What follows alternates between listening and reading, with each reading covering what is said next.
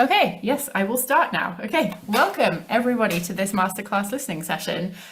Each session, as you know, I'm sure, a leading or industry audio producer will share their work um, uh, with fellows, and the public are welcome to come along and listen.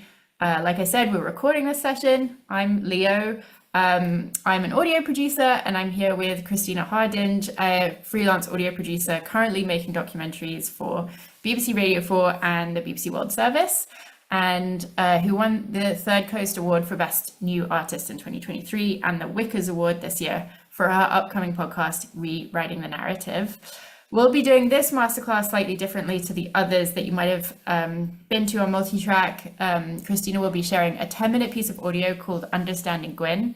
Christina will then do a 20-minute presentation on trauma-informed methodology and then play another 10-minute piece of audio.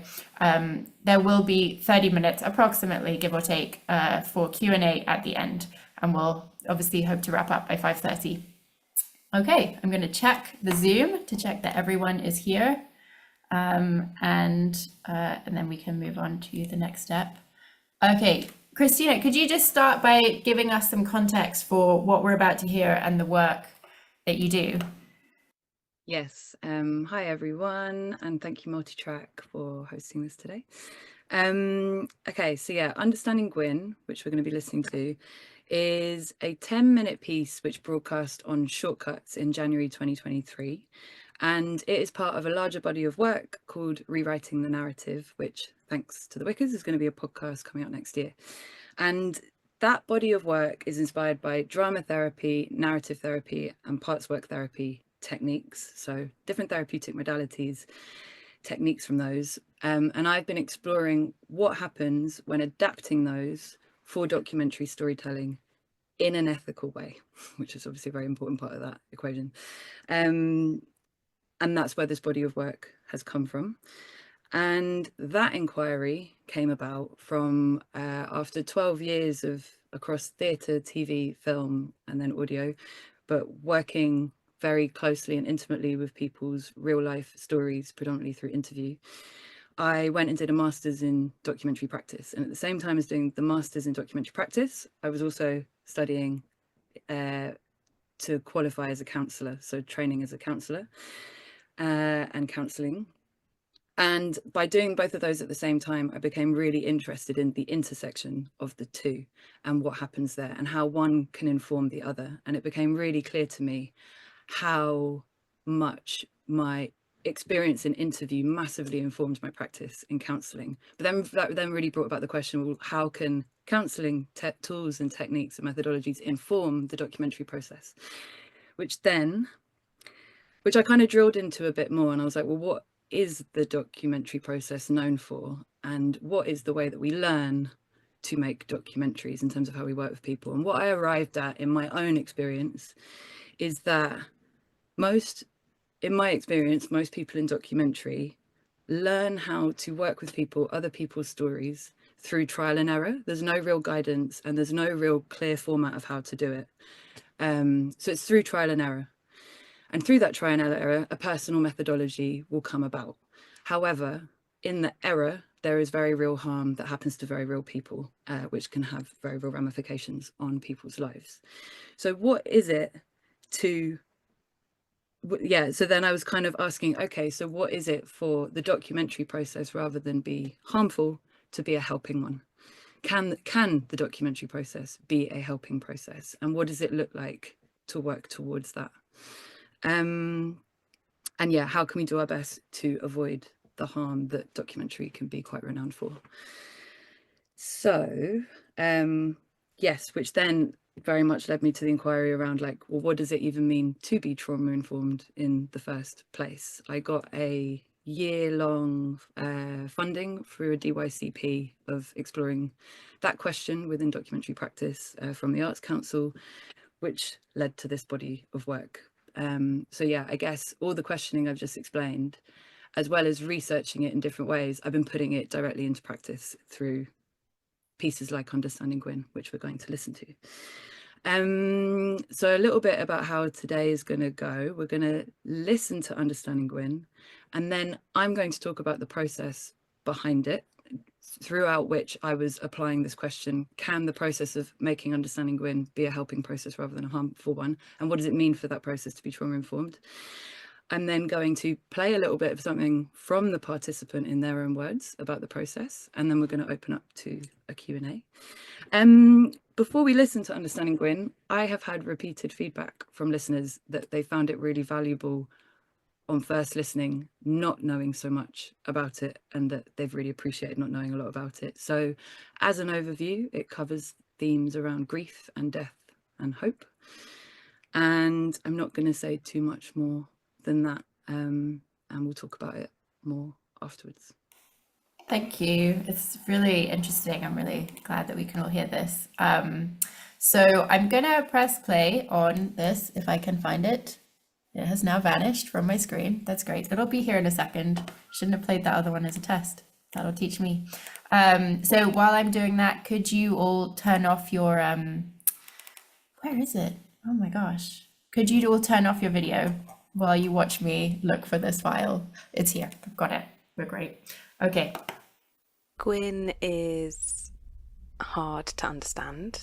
Gwyn is a bit needy. Gwyn is complicated, uncomfortable, demanding, intriguing, full of contradictions, wants my attention, not very boundaried, can really turn the energy in a room, unpredictable, one of the most significant relationships in my life. I think Gwyn wants to be loved.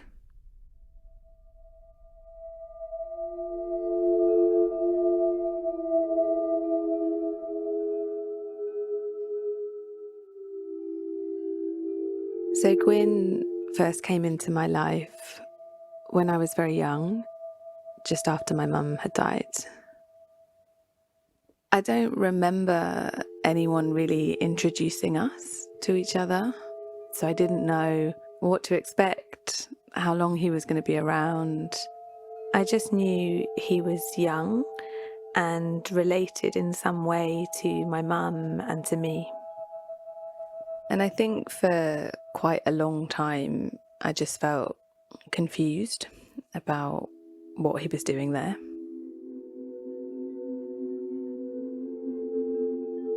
I did really want to know about Gwyn and asked lots of questions about him, watched how others were around him. And the impression I got was that it was best to leave Gwyn alone and that we could live together without really knowing each other. So I learned to avoid him. And Gwyn did not like that. He'd have tantrums and could get really angry. He would start screaming and shouting. He would just sit and cry. It could happen anywhere, anytime. He acted out because he felt frustrated.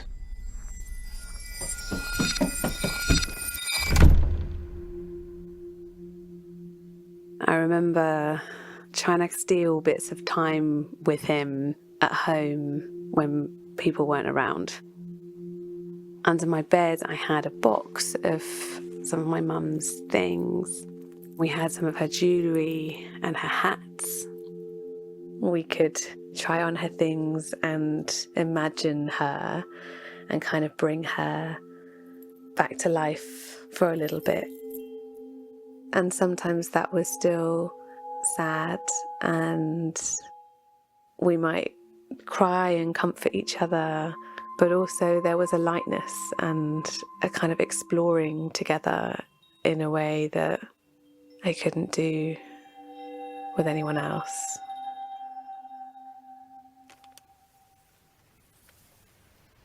And then I got the letter. I was sat on my bed with this letter in my hand that my mum had written to me before she died. I was shaking, feeling it between my fingers, taking in that her words existed, and I was about to read them.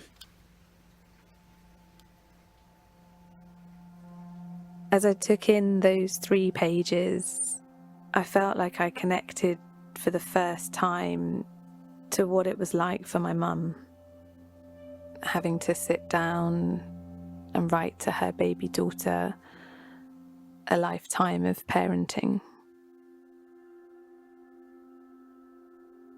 I think my mum was encouraging me to accept that Gwyn would be in my life, in the same way that she was having to accept her situation.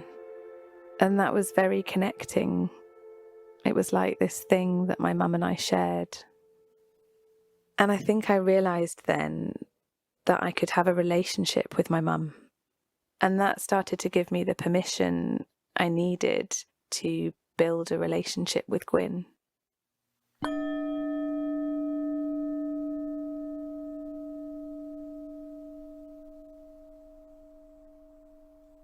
One of the things that I've come to learn that Gwyn needs is space to express himself. And singing has become one of the ways that we do that together.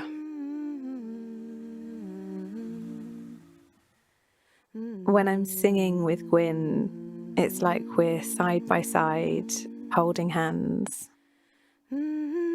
making one sound in harmony together. I'm listening to him and he's listening to me. It's this really direct way of communicating with each other and communicating with my mum.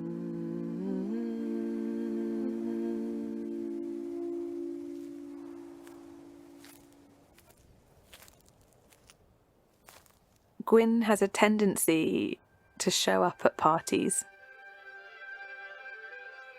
I haven't always invited him, but when he is there, I've learned it can actually be good to involve him. And when I do, it can be surprising. People can respond with genuine interest and curiosity. They ask me questions about him. They speak directly to him. And those moments can be so enriching because they show me what Gwyn and I really need and what we've needed all along. For our relationship to be welcome.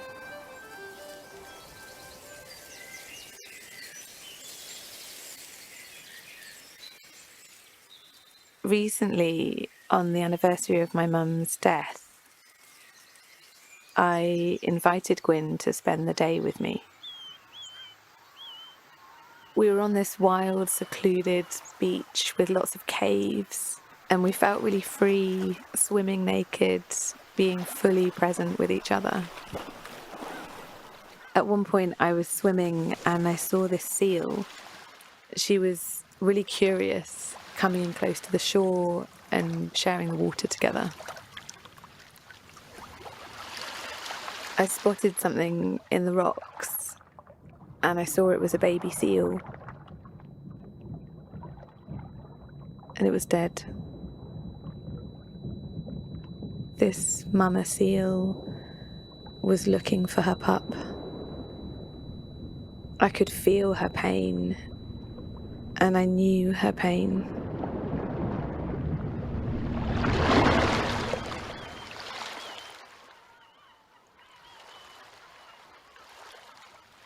Gwyn was with me. He was just holding me, arms wrapped around me in full embrace. And we deeply wept together. It's the closest I've ever felt to Gwyn.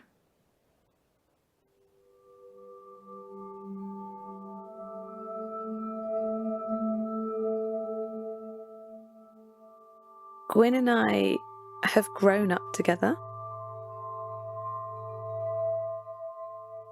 And the more I invest in our relationship, the more I've come to realise that I love Gwyn. And that love isn't easy. but it's really profound, because connecting to our love is connecting to my mum's love.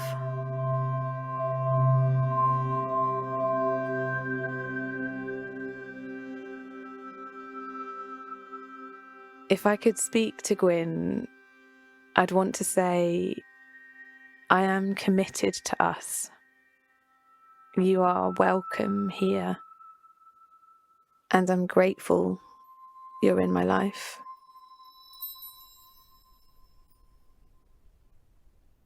Today, at the age of 35, this process of looking at my grief as a relationship has shown me how I've treated my grief and how it's treated me in return. Grief needs to be seen and heard. It wants to be shared. And when given the chance, it can be so generous in return, because understanding grief is understanding love.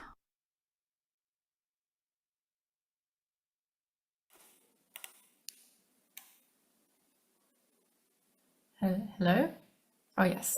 Okay, I was like, oh no, did it just not play? Thank you. Thank you for letting us play that. Do you want to take over? I'll unpin myself. It's always, yeah, it's always quite emotional hearing that again. So that was Understanding Gwyn. And yeah, just as a overall kind of note on that, the invitation to Christina Watson, she's also called Christina, that's who you just heard.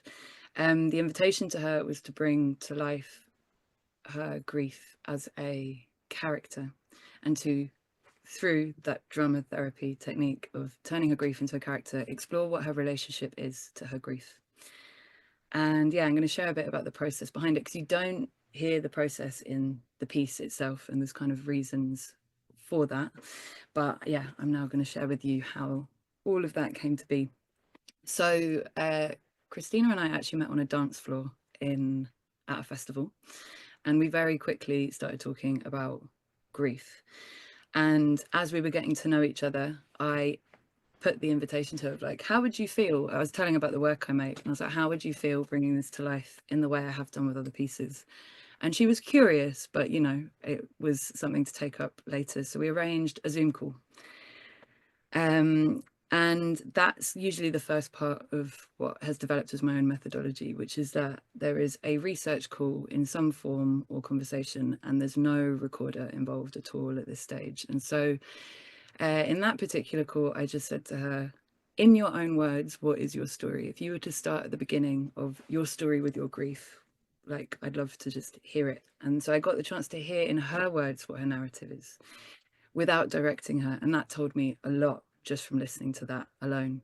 And what also was interesting is what she didn't say as much as what she did. What she was sharing is very clearly what she's in a position to share, but I was also able to hear what she wasn't sharing. And at that point, I was able to fully also tell her my story of what I would be bringing to the project, my intentions behind it, and filling her in there. But I offered as an initial reflection what I was hearing wasn't being said as much as what was, and used that as a point to check in with what the places are she's comfortable in going if we were to continue working together. We then kind of, she then got to go away. I fully filled her in on what the process would look like, because I'd made quite a few of these at this point. So I was able to fully brief her on what the process of this would look like. She went away and had to think about it. We then had another call, and she was like, I really, really want to do it. So we began the process, which was a series of facilitated workshops. So the first workshops we did in person, there was no recorder. So again, that just allowed her the space to not be thinking about her performance. And in those workshops, we just workshop who the character would be. So it's like, okay, your grief as a character, where do we begin? So, you know, it's like, what name do they have? What gender? How old are they? Like, so the way that worked is I asked questions. I was like, what kind of age do you feel they might be? And I really invited that there's no right or wrong answer, that whatever the answer was interesting. It was useful information. Also, what would be useful information if there was a blockage? There was no answer. It was like, I I have no idea. So we were workshopping these quite, I guess, creative questions that you wouldn't normally ask about grief. And from that, a character did emerge, which is like this sibling-like family member who no one acknowledged, and age-wise, similar age, and grew up with her. So that allowed us enough information to start doing the interviews. So then that's where the recorder came in, at which point we'd had a lot of time to build trust. And also she'd gotten to try out the technique without it being recorded yet. So she still had time to choose not to go ahead if she didn't want to. One other thing I'm going to acknowledge here is with a process like this, I checked how much processing she'd done around this. That's a huge part of it. And she's done years and years and years and years of work with her grief in a way where I trusted that she was able to hold what would come up, because I am not a in this instance, I'm very much an artist working with her and making sure she'd have the support around it she needed. And that things wouldn't be coming up in this process that she had never, ever been with before. I felt confident that she had been present enough with it before, that she was in a position to consent to a process like this. And as a note on that, there are people I've looked at doing this sort of process with and have decided wouldn't be the right fit. So then the interview starts and there's a recorder present, and at this point, I don't refer to grief as grief anymore. I just talk about Gwyn.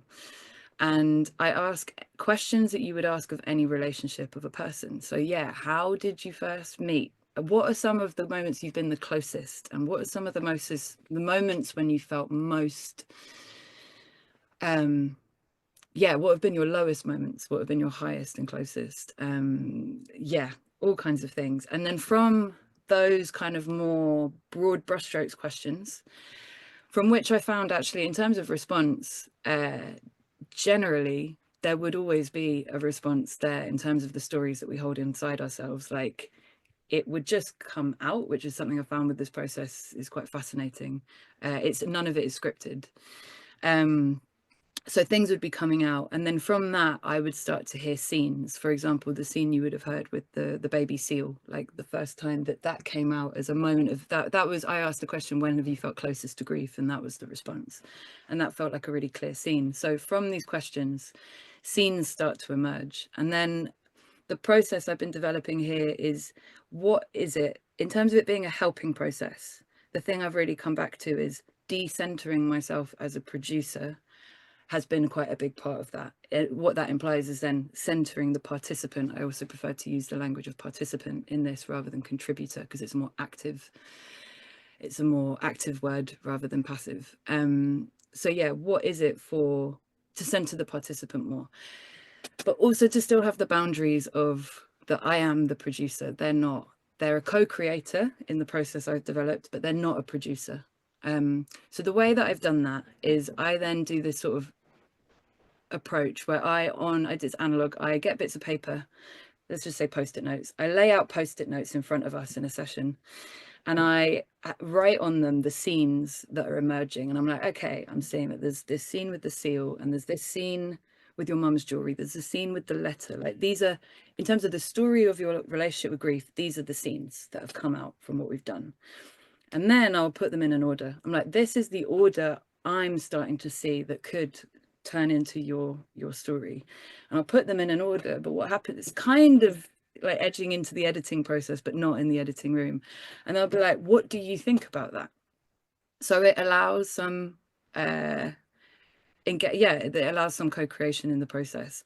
And actually what I found is usually people do have input. And the question I had is, does this feel authentic to your experience? And then there would be like, actually, I think there's something missing. I think there's something that should go between those two, and it's this, and I just hadn't spoken about that yet. Or sometimes I've had people be like, actually, I think swapping those two makes more sense, and here's why. And there would be reasons behind it that I didn't have the information of without asking. And I do think that bit of the process has only ever made the final piece stronger, out of asking someone, does this way I'm putting your story together feel like an authentic representation of you, while also not overwhelming them with a tool bringing them into the edit. So I would do something like that, and then from that, with Christina, we would then go back into more interview. It's like, okay, so we know what our scenes are, and we would revisit them. And that's why when you're listening, it might sound in moments like it might be scripted. And I think that comes from the fact that we've revisited things. So it's almost like what you're hearing is someone that's becoming more familiar with they're becoming familiar with their character of Gwyn and their story of Gwyn. Some of the tape in there is the first time she's ever visited it as well, though. So it's kind of a mix of these different parts of the process. And then we revisit the scenes. And then from that, I start doing like proper cuts and edits. And I do play in this process with her. I played her a cut, but I really made sure not to play a cut until it felt like something. It was very nearly finished. It was before there was sound. So I kind of played her a cut of all the voice parts you just heard in that order, to have a chance again for her to feel like she had autonomy over her own story, and a chance to be involved in that process. And it reflected the scene layout that we laid out with the post-it notes. So I got that feedback.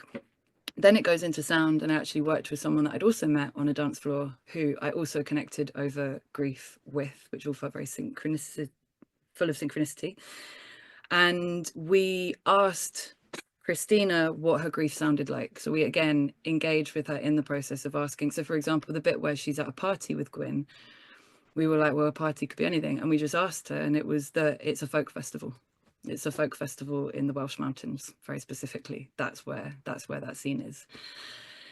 So integrating that. And then in terms of, just at the end, in terms of the overall process, the last two stages that felt really, in some ways, like the most important parts of the process actually, was it got to the point where it was going to be broadcast. And this has come up for me time and time again with the people that I work with, but there's not very much spoken about the first time someone hears their story reflected back to them, like as a fully finished thing. And I now have integrated into my sort of methodology that I do a listening session with someone before it goes out, but where possible in person. And I sit with them with a speaker and I play it to them for the first time as a completely finished thing. And I have found that usually that is the most emotional part of the process, and the part where usually in some ways the most comes up. And the feedback I've had from people around that is that when they're in the chair and being interviewed, they are giving the story it's almost like in many ways the story that's been in their head for so long. But once you've taken it and you've edited it and you've reformed it, even when I've done all these integrative bits of the process, which they really know what to expect, even then, to then hear someone's interpretation of your life back to you, and if it on top of that does feel like it's authentically captured something, but it's basically what I'm trying to get at is it reveals things back to the participant that they might not, even though they've given all this material, they might not have fully had landed before. And I've just really learned how important that moment is, versus, for example, just for the first time hearing it when it's going out potentially to the whole world, depending where it's being broadcast. And that whatever those vulnerable things might be coming up, even if you really love what you're hearing, all the vulnerabilities around it, for that to then be teamed with that everyone's hearing it and you don't have a moment to land with it. I've just found in terms of being trauma informed, it's a really big part of the process. And then usually about a month or so later, I do a review with the participant. So with Christina, I did a sort of sit down session with her and reviewed the process together after it had gone out and after it all kind of digested and sunk in. And that is a moment where I ask for feedback in two things. What are the things that really worked?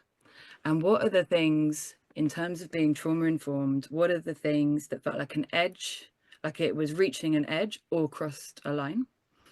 And I consider that bit integrated with I think a big part of being trauma informed is doing shadow work as a producer, which is acknowledging the fact that everyone has a shadow, and as a producer we're going to have shadows.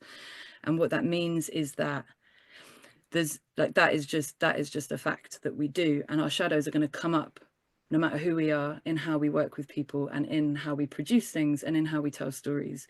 And there's no kind of like getting around that. So instead what it's about is like keeping in check with it. And I find getting feedback is a way of just having it then reflected back to you about what some of the ways your shadows might be showing up in how you work, which you can then bring more awareness to. Doesn't mean it's not going to necessarily go away, but you can then bring more awareness to and feed into your next process with the next person that you work with, or the next project that you're working on. So that's an overview of Understanding Gwyn.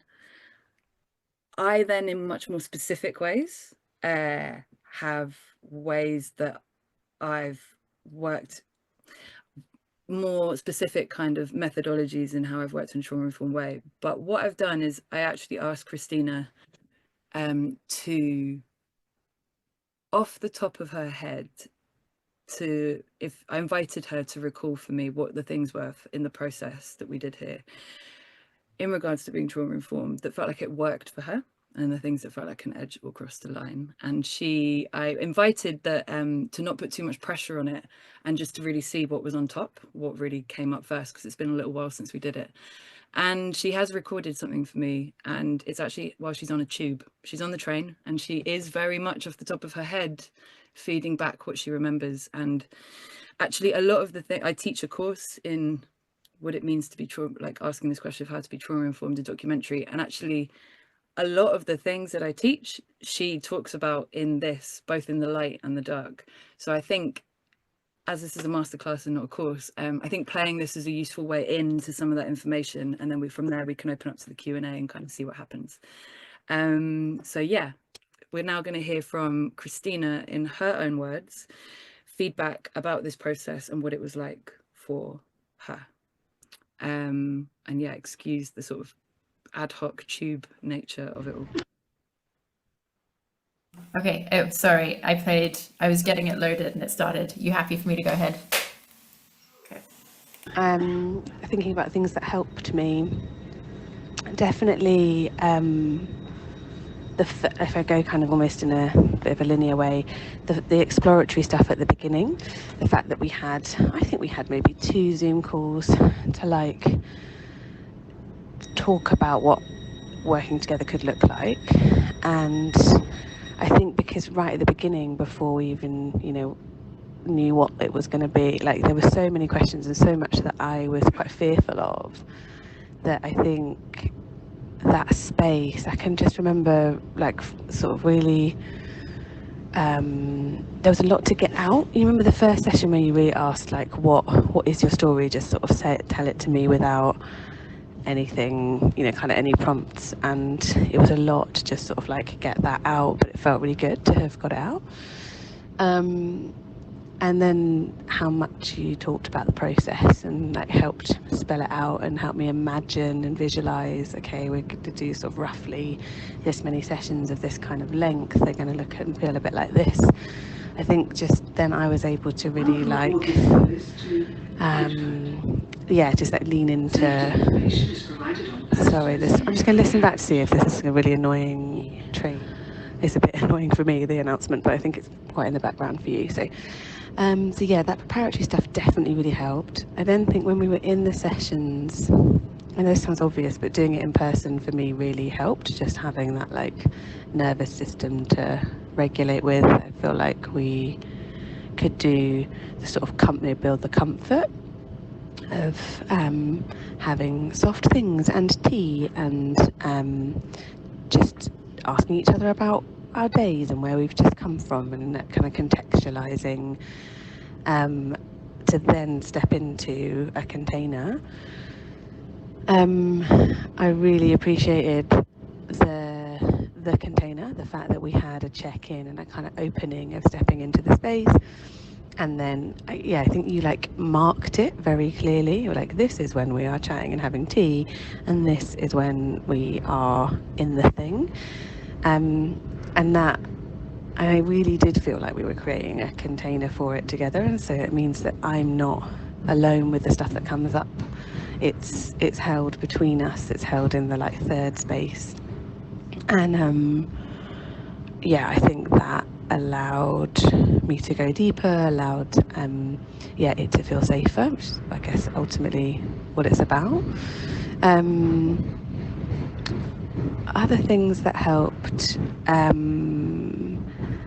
I think I really felt the closeness, like the attunement that we had with each other, and obviously you're listening very closely. We were sat very closely together for a lot of it when we were recording, and I felt like you were, in a good way, kind of really watching me, like very closely, seeing where I was going with stuff, and then the times that I hit a bit of a wall or I got stuck.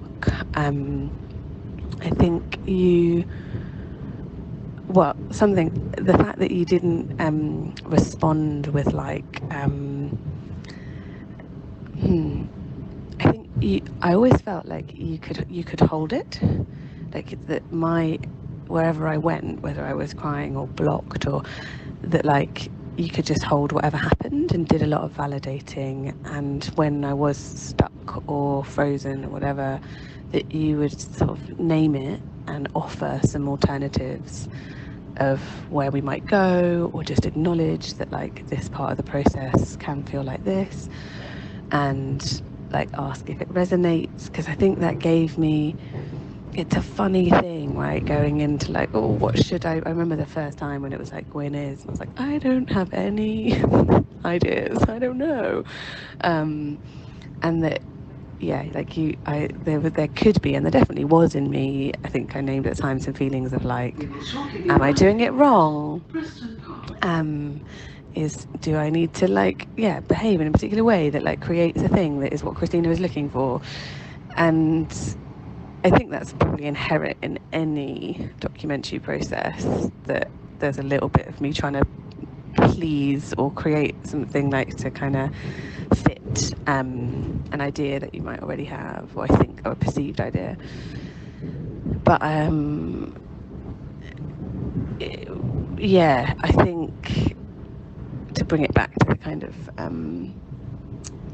trauma stuff, I think just knowing that kind of wherever I went would be sort of okay, and we could stop and we could have breaks, and there wasn't kind of too much pressure. It definitely really helped. Another thing that comes to mind, I think perhaps I didn't realise it at the time, but subsequently the therapy that I've been doing since, basically the whole thing we do in our process is about being able to sit with uncomfortable feelings, allow them to be there, notice them, and know that they will pass, and allow, and like have ways of sort of sitting with, feeling, not dissociating, and then like staying grounded, and sort of like building a container sort of for myself.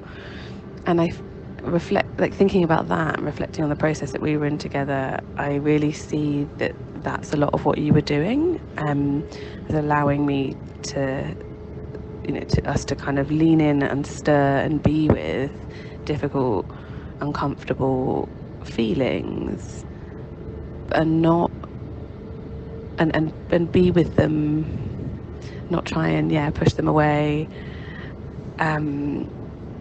but also not kind of get lost in them, because there was a kind of process, so that, and I think you being able, I'm trying to sort of articulate what you're doing in that, but I think it comes back also to the way that you're reacting and holding it, that you're not trying to fix, you're not trying to soothe me, there's not like actually too much happening in terms of you comforting, like it's about you just allowing and witnessing and being alongside whilst I held some was with the difficult.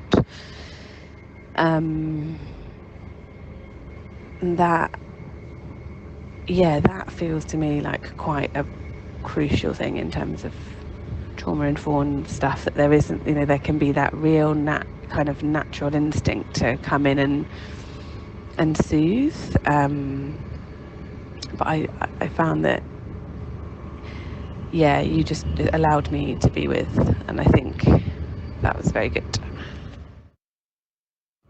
And then in terms of things that were an edge or that were difficult, a couple of like moments spring to mind, and I think the session, I think probably the theme is when it felt like there was more time pressure.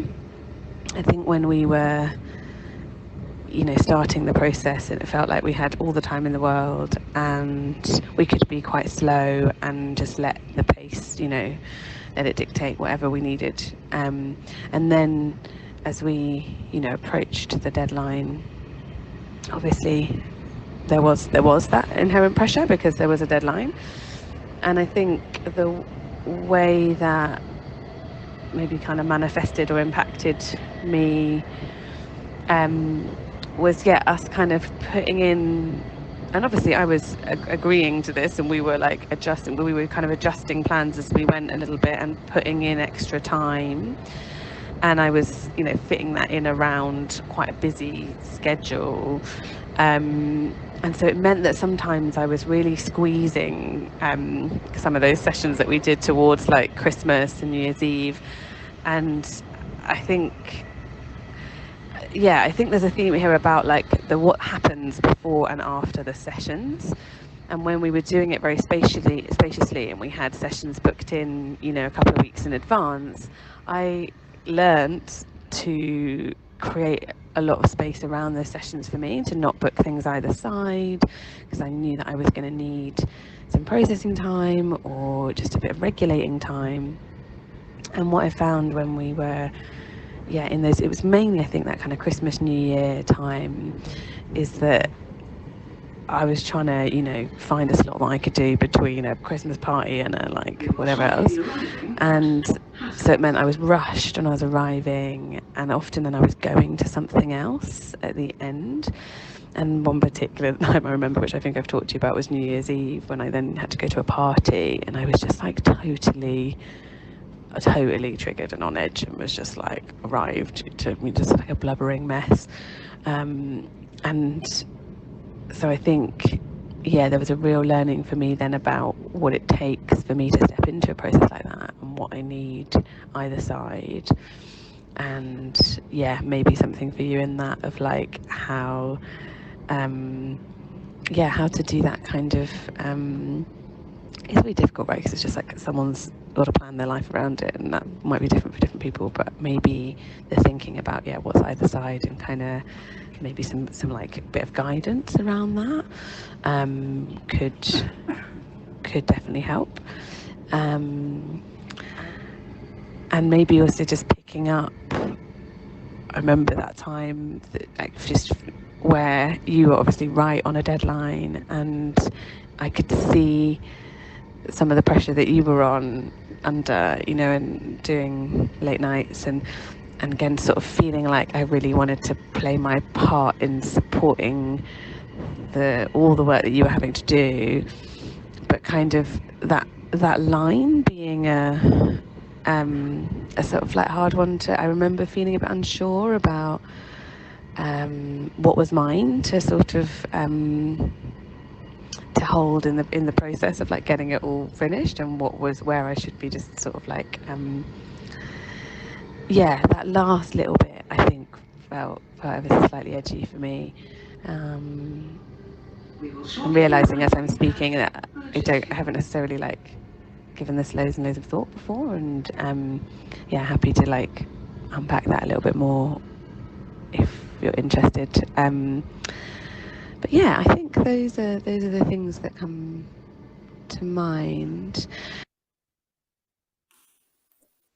That is the end of what Christina shared. I'm gonna pick up. I think we've got like 5 minutes before we do the Q&A. I'm just going to pick up on there's 2 things she talks about that I'd like to expand upon, especially as because I haven't done the course as such. That she picks up on some things I haven't really spoken about. But to start with the shadow side of the things that she says that are an edge, that feedback, it's such good feedback where and it's actually something I've had from most people that I do these feedbacks with. I get the same thing, which is good learning for me, but also shows it doesn't mean it changes quickly. But this idea that the process I've just described, where there's so much holding, like such careful holding throughout it in such a hyper conscious way in a lot of ways, but then it becomes more and more co-created. And what I've noticed happens is, as it's really like almost done, that context of like they're really clearly a participant that I am holding as a producer, it does become a bit more blurred. And with that, some of the levels of holding that I have done, I loosen. And what I'm really taking from that feedback is like what an impact it has when it is really, really there, and what is felt once it loosens. And in that loosening, it's kind of what she's referring to is like doing little pickups of like the occasional word or bit that we need. And there's a deadline, so we'd kind of need them by then.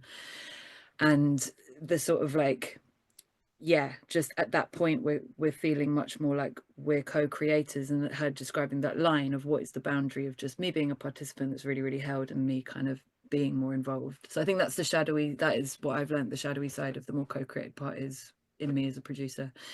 And then the other thing that she was saying about yeah, space around it, again, it was so held for so long, and I really gave the advice that a lot might come up after the session, and to create space for herself around that, and to like not book in stressful things around the day when we're recording. But then when it came to pickups and everything was really, time was really tight, I loosened that. And as she said, she did go to, we did some recording on New Year's Eve, and she went to a New Year's party, and all the things I had held before, the evidence of the fact that it's, yeah, it's worthwhile advice, because then when she went to a party, things did come up, even though we only did, and that's it. In my mind, I was like, they're just pickups. But like with trauma, things can be re-stimulated like at any time. And I think in my own way, I kind of was, I think she was the same. We were both like, oh, they're just pickups of the occasional word. That's not going to re-stimulate anything. But of course it can. It's still dealing with the same material and this whole backlog of work that we've done. So it's in this feedback that it really reminds me to, what I learned from this feedback is, do not loosen the holding. The holding really, yeah, the level of depth that you get to, if you then loosen it, the sort of floodgates can open. And yeah, one thing I want to pick up on of what she said in positive feedback that I didn't go into that might be useful is, I'd say this is one of the main things I talk about in the course that I do, which is around curiosity, which is a tool from counselling, which is if someone gets triggered, if triggering happens, in Christina's case, there was a full freeze shutdown that she experienced in one of the exercises that we did, which is just Gwyn is, I invited her to just say Gwyn is, and then anything that comes to mind, and just keep listing them, just anything. Normally it's my intro, my like easing in exercise, because it's quite like, in theory, easy. In my experience, it's been like quite a like easy way for someone to sort of get in to the process. And for whatever reason, for Christina, it was the one exercise out of everything that really, really triggered her, and she would completely freeze up and couldn't really talk. And what she's referring to there is, yeah, the difference between wanting, say that happens, someone's triggered and they're freezing. One option is to want to fix it. So if I want to fix it, I will look at the situation and try and work out on her behalf what she needs. I might be like, we should end the session. I might decide on her behalf, okay, obviously something's happening, we should end the session, or we should have a break, we should stop, etc. Whereas curiosity looks quite different to that. Curiosity is two things: saying what I'm noticing, and then asking the question of what she needs, which is trusting that she actually knows herself better than I do. So in that instance, the way that looked was, I'm noticing that with this exercise, you've kind of frozen up, and that the words are frozen up too. And I'm interested to understand that more, what's going on here. That gives her the chance to understand it for herself. And potentially there might be no response to that. The freeze state might mean that can't even be engaged in, at which point I can take that information. In this particular instance, she did have an answer, and she just started talking through it of like, yeah, for some reason it's done this, my body's done this and this and this, and that in some ways helped externalize it, so she's able to come out of it a bit. And I was like, is there anything you need? Here are some options. We could stop, we could take a break, we could do this, we could do this. Do you know what you need? And she was like, can I just like breathe through it for a bit? Which she did.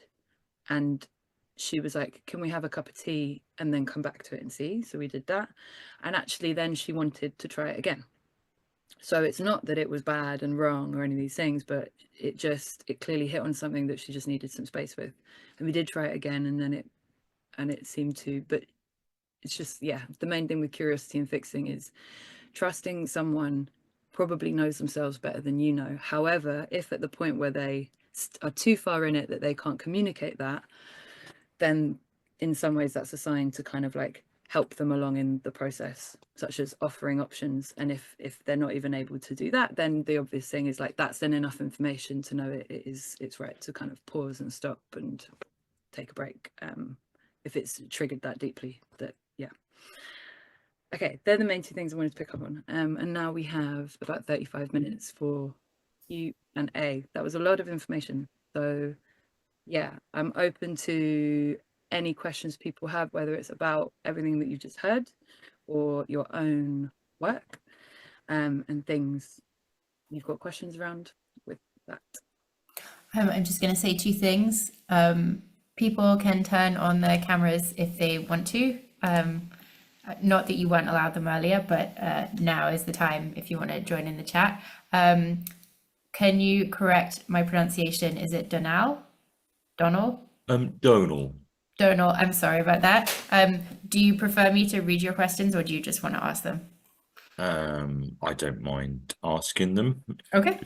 So, I mean, first of all, it was really enjoyed and found the samples of the Gwyn project really fascinating, and they resonated a lot with me as a creative, but also as somebody who suffered early parental bereavement. The reference to the box of jewelry was I'm going to say pickup, because that sounds much more positive than trigger, but it reminded me of a period, and I've lost this opportunity now because it's ephemeral. My mum died when we used to have answer phones with analog tape. Probably none of you are old enough to know what that means, but yeah, I overheard my sister listening to my mum's voice, and it was really difficult, and I couldn't bring myself to listen to the tape on my own at length, and yeah, I won't be able to do that now. But yeah, so it was really just, I'm gonna check it out, the whole thing on Shortcuts, I think is where I can find it. Is that right?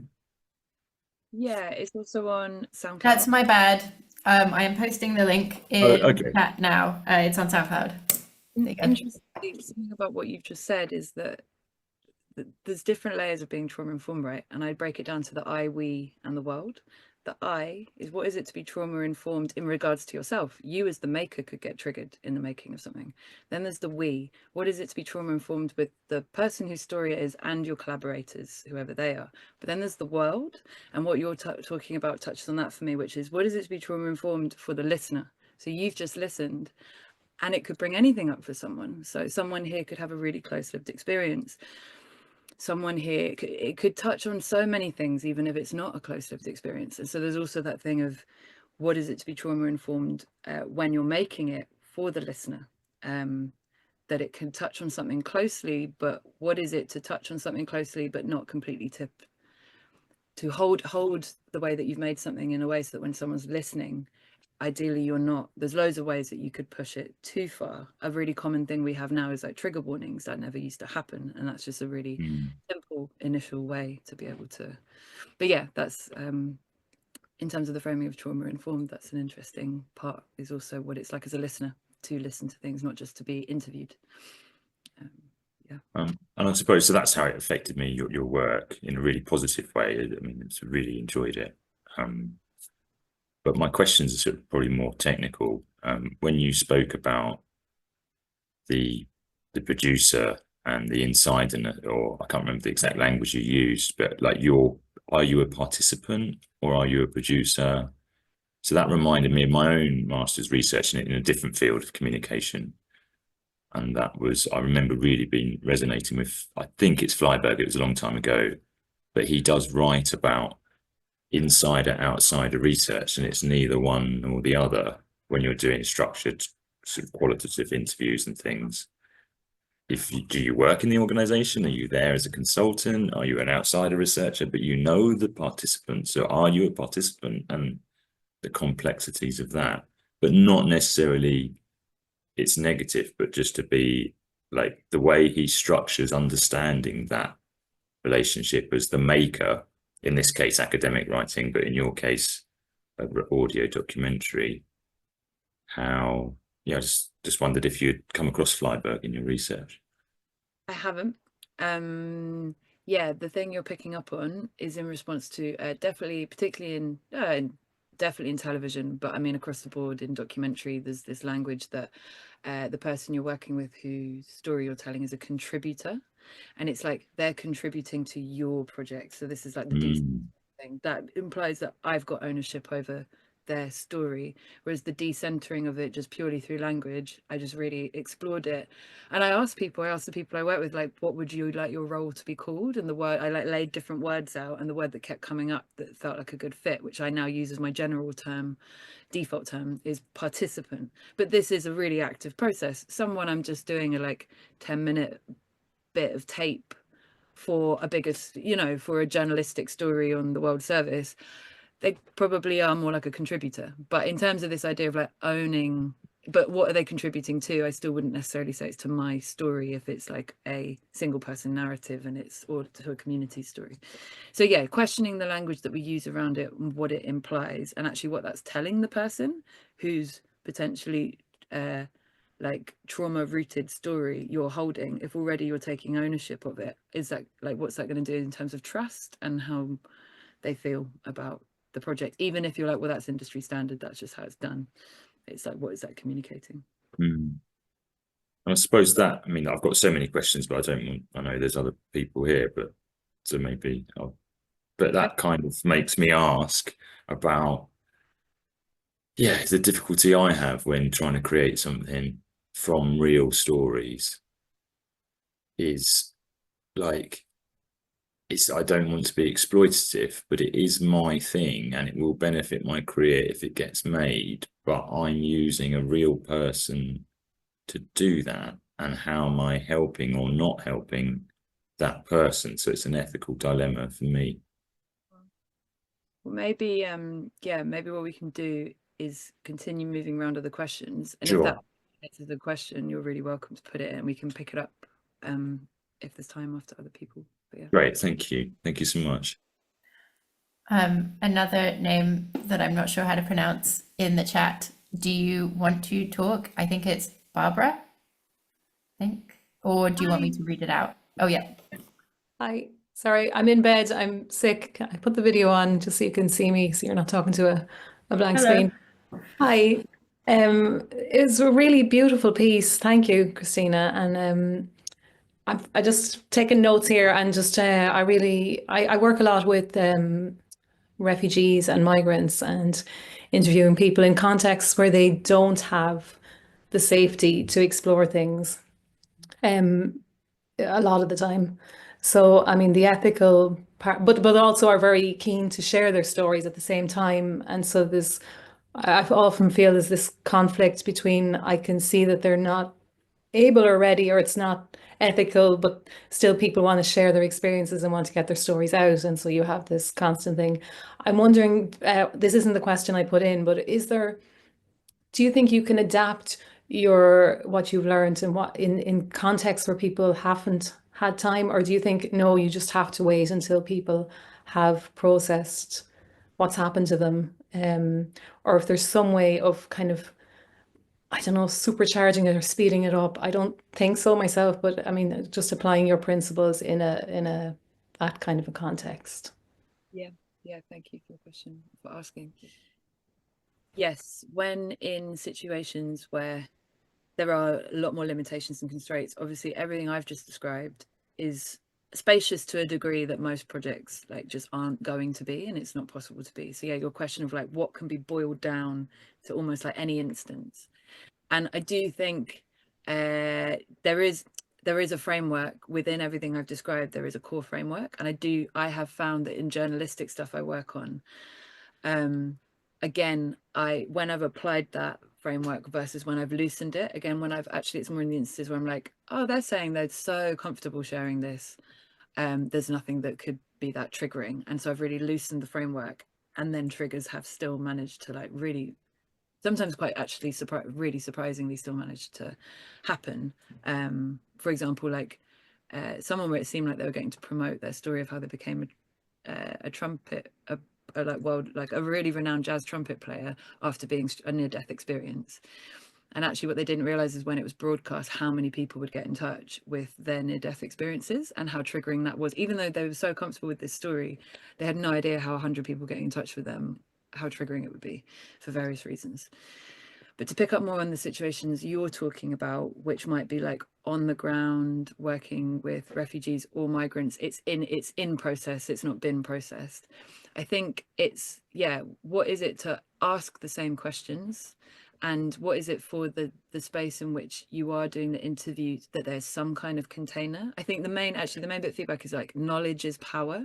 So giving them as much knowledge in the space that you have for them to make an informed decision for themselves, whether that be what could come up for them by sharing their story, what level of container you're able to create in the moment, acknowledging that it's like, I'm really seeing how much you would want to share your story and what the benefits of that might be, but also what might the potential, just like engaging with the question, whatever's coming up for you of like, oh, is that okay, is that ethical, actually where possible, again, language barriers and different things, but where possible, engaging in being able to suss out if they are in a position, giving them as much information they can that they can make as much of an informed decision for themselves about if it's a good idea. And I guess sometimes as well, just reading between those lines of whether excitement might be overriding reality, and making that assessment of what potential harm could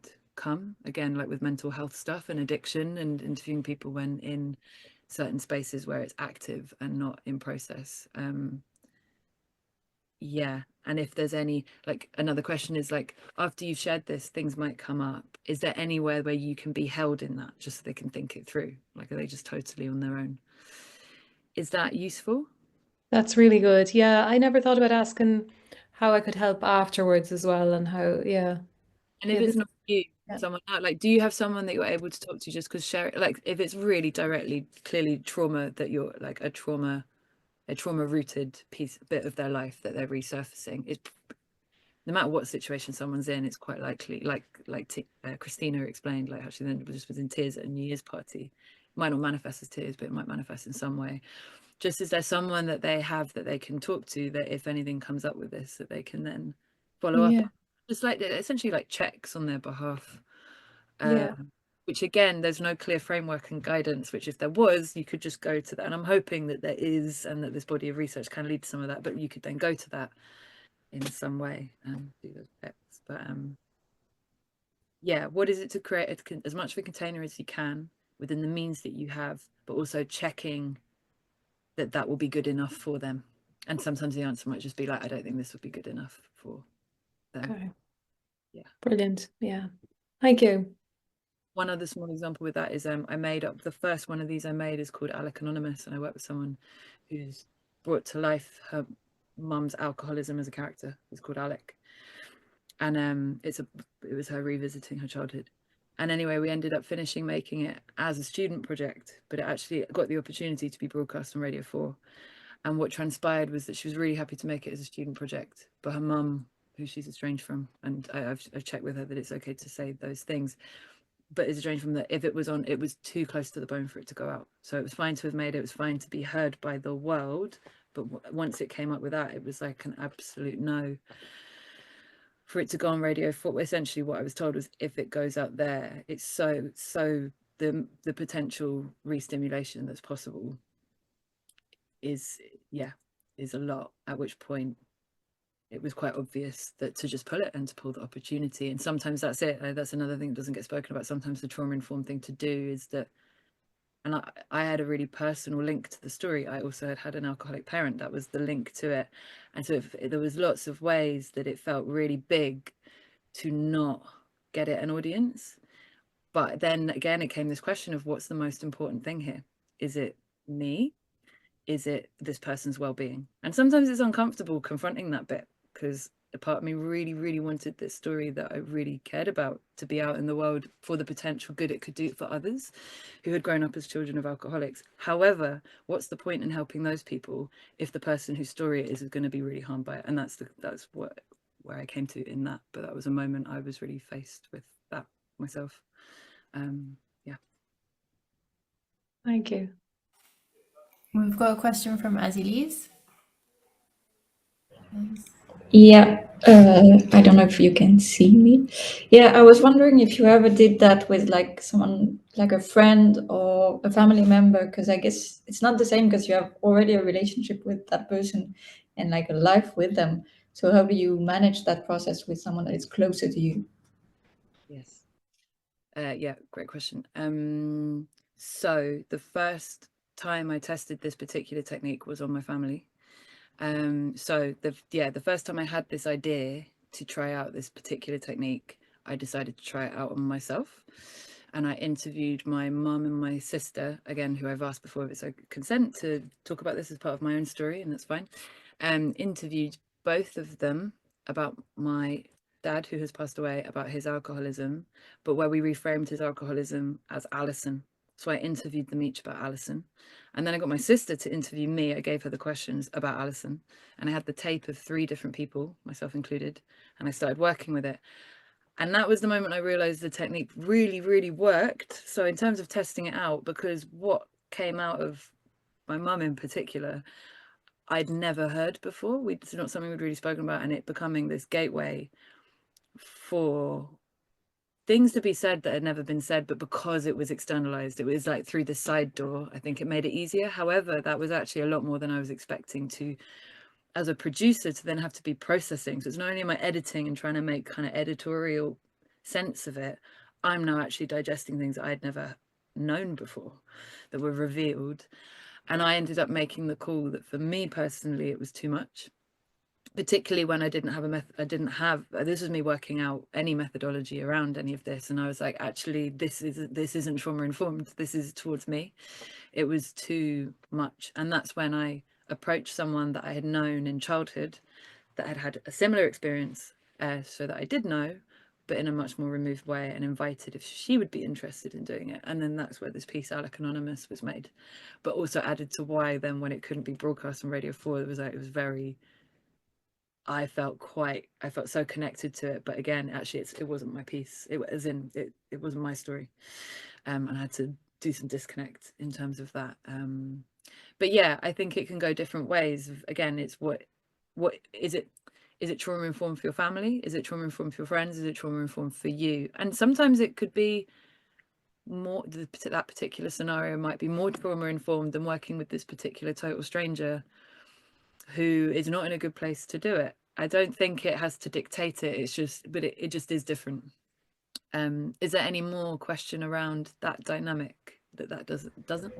Yeah, maybe how do you distance yourself from the people that you're interviewing? Like, for example, with the one that you were talking about, like going to see someone that had a similar story to you, with like a parent being alcoholic. How do you distance yourself during that process? Is it with the questions or the way you lead things? Yes, I personally, actually, I find a line where I'm honest that I'm learning, them processing something close to my experience means I'm learning things through hearing what they're getting out of what they're learning in the process. I'm also learning from through feeling close to it. But I come at it through curiosity. So I actually share that. I'll invite, can I reflect what that's made me realize within my experience? And I've actually found, by being done in a quite boundaried way, where again it's like curiosity and interest, not, oh, I'm triggered and now I'm bringing my trigger into the space. I'm really that's something that, as the person facilitating and holding, I'm very, very boundaried with.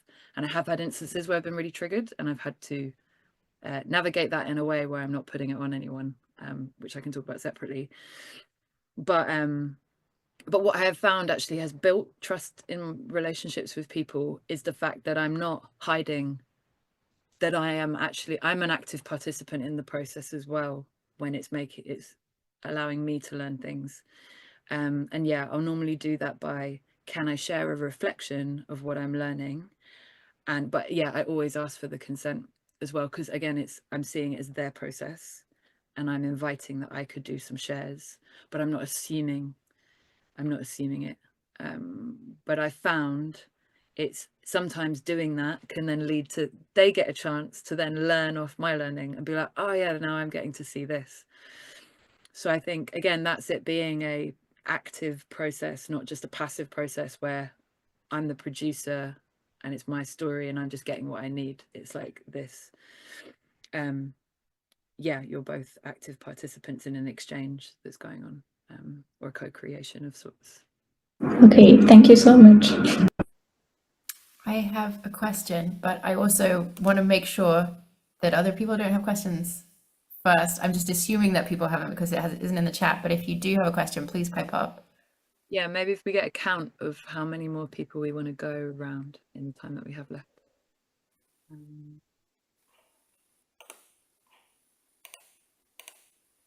Oh, there's one in the chat. Oh, good that we asked. Okay. I'm butchering everyone's name. I'm really sorry if today I've pronounced people's names wrong. I'm going to say Advait. Please, can you ask your question, or do you want me to read it? Okay. So you explained about your editing process with post-it notes first and sharing it with the participant. So did you have any sort of disagreements with the participant at that particular time? And would you interfere, would you try to, make her understand if this is what the progression of the whole piece should be like, the cut? Or if that's sort of a disagreement, how would you deal with that? I think the thing that will drive this is asking the question, what is my main intention in terms of the story? So actually for me, the answer to that was, yeah, if I ask myself, what is this story at its most successful? What is my idea of this being really successful once it's out in the world? And for me with these projects, it was that the person whose story it is, when they listen to it, it's as authentically, it feels as authentic to them as possible. If I get the feedback from them, that's me, like that, even though it's this character and it's gone into all these places, like I'm listening to something like that is me, that is my relationship with my grief. We have captured it. However, that might look like different things in different projects. There's some projects where that might not be the answer, and the answer might be, what is this at its most successful? It really connects with people out in the world listening to it who have had the same experience. It might not be about the participant. So I think that changes. So for me, there's never a disagreement because I'm asking them, I'm laying it all out and like, this is what I'm hearing. And based on what I'm hearing, I'm suggesting this order because I think that's as authentic to what you're bringing forward here. So if what they feed back at that point is like, actually, I think that bit isn't authentic, I think that going there doesn't make sense to my life for these reasons, that for me isn't a disagreement, because if my intention is that it's as authentic as possible, that's actually great feedback rather than a disagreement. And I guess the disagreement part would come from then if I was like, no, that should really go there, which I have on totally different projects, more with like another producer. I have had that kind of discussion. But in this instance, if I'm really centering the person, if I'm really wanting to be as trauma informed as possible, it would be more, yeah, like what is it to really listen to that? If someone whose life it is having a strong reaction to how you're representing it, there's definitely useful information in that. Yeah. And ultimately, if you were to leave it as it was, so if you're like, I just really think it should be like that, and then for them, whenever they hear it, they're not going to feel good about it. Is that worth it? And is that the thing you want to put into the world? It might be, but and what would the repercussions of that be to them? You know, I'm not saying that it means that, like, I'm talking about like in the direct representation of their life. I don't mean like, oh, I didn't really like the theme tune that much. Is that going to re-stimulate their trauma? It depends on the situation and the project, but probably not. But yeah, if actually the way you've represented a family member or them or a part of their life, is it worth leaving it as it is? At the same time, someone saying, I don't think that works, is very different to someone saying it should be like this, because also they're not a producer. So, you know, you can take the feedback, but then you can think of other ways it could go. So what I would do is be like, okay, what about, here's some options. What about this? So I'm suggesting something that in my head, I'm like, that would work, because I'm the producer here.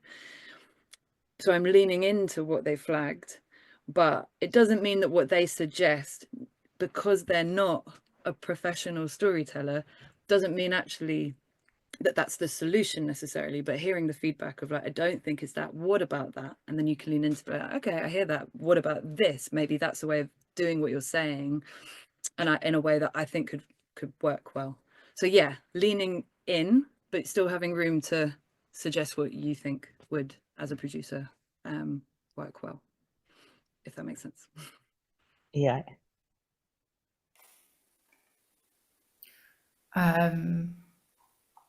Are there any other questions? I have a question. I'm still kind of trying to get it clear in my head, so I'll speak and hopefully it'll come out. But I feel like you've spoken quite a bit about your approach to interviewing and the kind of care and the thought that you put around the preparation and the actual interview process and the aftercare. And in the WhatsApp note that we heard from Christina, she spoke about like not saying what she thought you wanted to hear. And I'm just interested how you kind of set up those conversations and where you decide to conduct an interview to kind of get the most value out of it, like for everybody. And yeah, telling her, you know, to have breaks as much as she wanted. Yeah, I'm interested to hear a little bit more about your process with your approach to interviewing. Yes, yeah, this is more, yeah, which I haven't gone into. This is more like the container of sorts, which someone wrote actually as a question. So the first thing that makes me think of, we were like, oh, what she was saying about not wanting to give me what I want. So just as I, as a producer, have a shadow side, whoever your participant or participants are, they're also going to have shadows. And a way I integrate getting to know those so that I can be aware of them is at the end of every session, we do a check-in at the beginning. I'll set a timer. Timers are really useful. It instantly shows boundaries and containers. It's used a lot in certain counselling methods. But like, okay, what about, and again, asking them. So at the start of the session, I'll be like, how do you feel about doing a check-in so we can just land in the space and be present? They might say no, that's fine. If they do want to do it, but like, okay, how much time should we do? How about 2 minutes each? So then there's 2 minutes where you get to tune in to what's going on with them. And it might be they turn up, they've got the most energy ever. They're really excited. They've got all of this. It might be they turn up like, I literally have been dreading this all week for these reasons. Or it might be like, I'm so distracted. I've got this huge life thing going on. I'm really not present at all. And then you just know. And every time might be totally different. And I always offer that I can also do one. Again, I offer it. Some people are the kind of people where they don't like doing something. They're more comfortable doing something if you're both doing it. And then maybe some people like, they don't, yeah. It just allows them to sort of decide a bit. But I've also found by me doing a check-in, they also know where I'm at. And I don't go into personal detail, but yeah, am I really present in this moment, or am I a bit distracted, but I know that I can, that doing this check-in is helping me land, and I'm like, yeah, this is helping me be fully here. And then I do a checkout.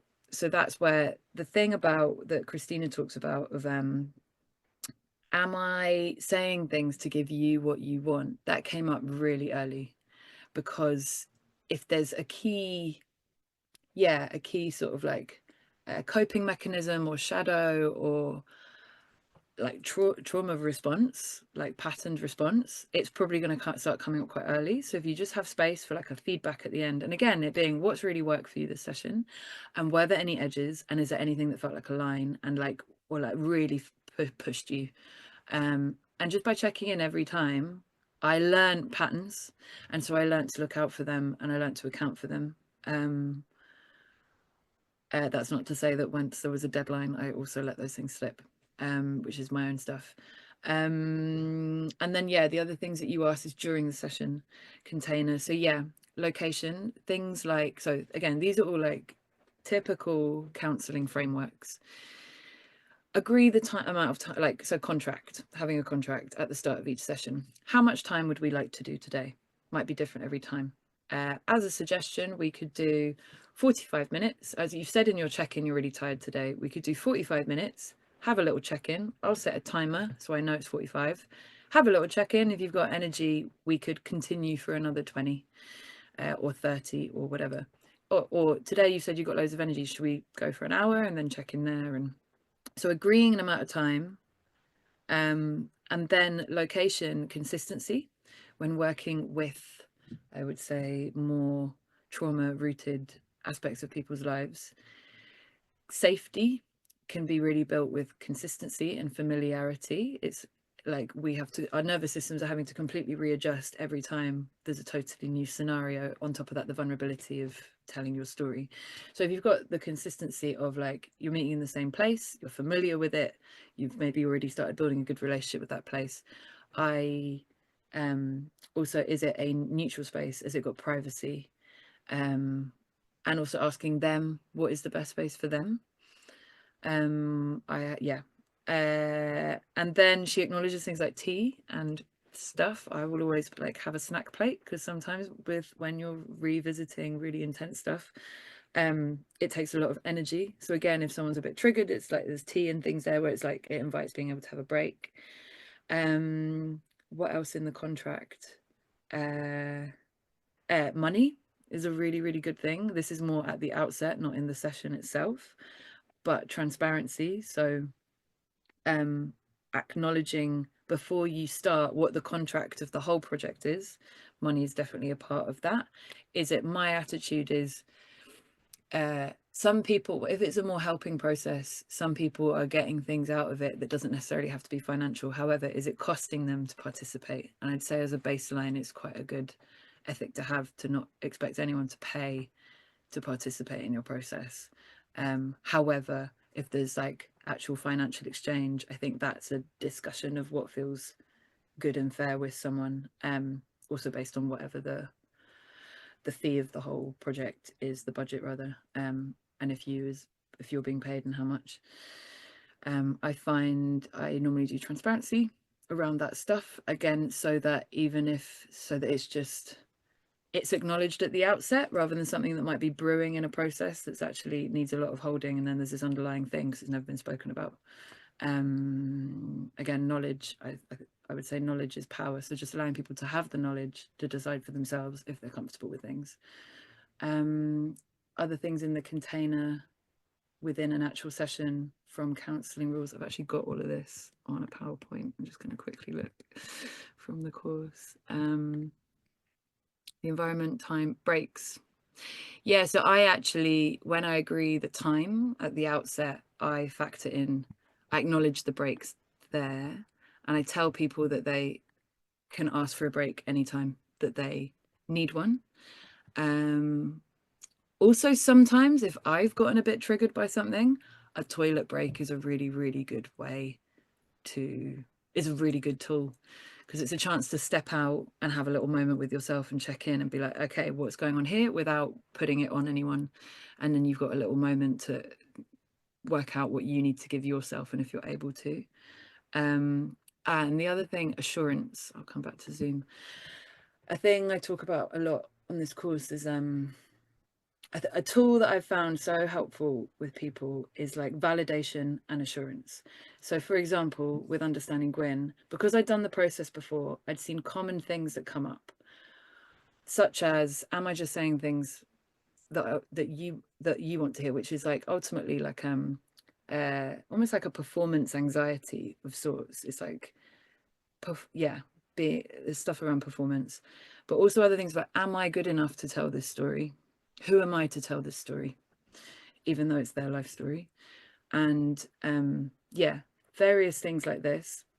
And what I've found as assurance that I give is that, particularly in the early stages, is that any information is useful information. So even if I ask something and they completely felt blocked and they just don't have any answer, it's like, you know, I ask where they first met the character and there's no answer, that's really useful information, because that's actually telling us as much as if there was loads of words in response. And that in terms of us building a picture, that's useful information. And also the assurance that, yeah, essentially that whatever they give is useful. And that takes a lot of pressure off, which for this particular process is true. It is true that all of it is useful, because it also tells me where to steer away from potentially, and also gives me information where to look at more closely. Is there anything else? Yeah, and sorry, the other thing with assurance is that whatever comes up is welcome. I didn't say that. That whatever, particularly with really sensitive subject matters, that whatever comes up is welcome, whether that is emotion or freeze or blockage or total like flow and being connected with it.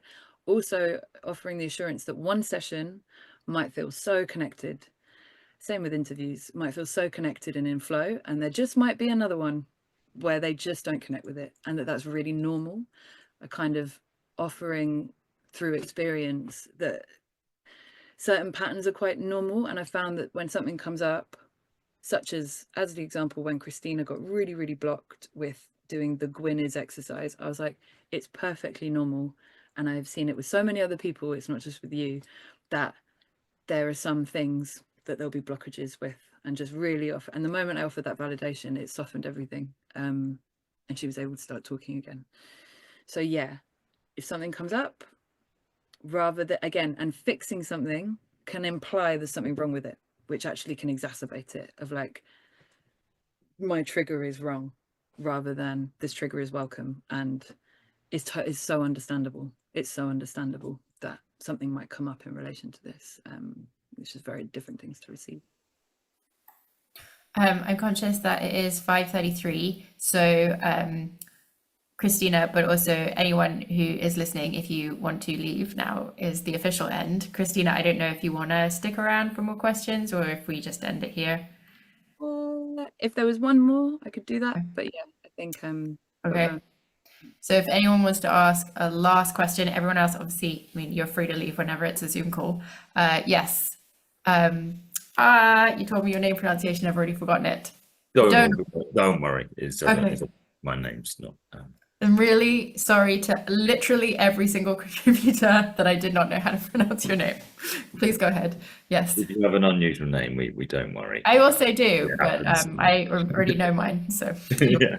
Go on. So I suppose my question is, in the past, I've had conversations with people, usually over some sort of technology, a phone or a Zoom. And the best conversations, we've realized at the end of it, this has extended longer than we thought it might. We've covered some really important issues or topics or themes that we couldn't have predicted would come up. And we both at the same time say, this would have made an excellent podcast, but we didn't record it. And then if we attempt to do a recording, it's just not the same. And I was really curious how you started this presentation with your step of consciously not recording your first encounters with your subjects. And I just wondered, does that get easier when you start to record? Did you have a process of going from this is great and then I didn't capture it? I don't know if you'd be able to tell us a bit about that. Yeah, Yeah, I know that different people have different feelings about about capturing things spontaneously versus not. Again, it depends on the subject matter. If that was a conversation about something that might not be re-stimulating, then I guess it's a different thing. But if what you're talking about is that, yeah, you might have gone in depth to like talking over a shared trauma or something about, yeah, really significant in life that would be really vulnerable to share, but it just so happened that it was a really dynamic conversation. In terms of what I was talking about, for me in a research call, that's why I use the thing of like, could you start at the beginning and just tell me your story in regards to whatever the topic is that we're talking about in your own words. And at that point, I'm not asking my interview, I'm listening and I'm thinking about how I would in my first interview get the most dynamic but also safe situation in which to do it, but I'm not like necessarily missing out on material. Yes, there might be things that they say in that call that I don't get, how if like in terms of then there's not tape of. But for me, again, the question is, what is the why of why you're making what you make? If it is that you want it to be the most like it's something else. But for me, if my why of why I'm making things is I really want it to be as trauma informed and as authentic a representation to that person as possible, and something that when they hear it back, they feel as well represented as possible, then I've learned recording a research call isn't what gets me there. But different producers' intentions will be different things. But for this subject that we're talking about today, and also in terms of it being a helping process, is me recording that first interview, there being absolute gold in it and it makes the cut, is that helping them if then by having a recorder there from the beginning, they've not had a chance to feel it out and all these other things I've spoken about? I don't think it's necessary for me. That doesn't enable the helping part. And yeah, what I'm discussing here today is when it's centered on that helping part. It's not to say that you can't do that and there's nothing wrong, that there's something wrong with it. It's just there'll be a different central intention maybe. Thank you. I think that's a lovely last question. Thanks everyone for coming along. I hadn't really thought to this point of how to wrap things up. Thank you. Great. Okay. And great that it was postponed. Yes. Thanks for everyone for turning up when we didn't know. So many thank yous for you, Christina. This is wonderful. Thanks everyone for thanking Christina. Have a good night.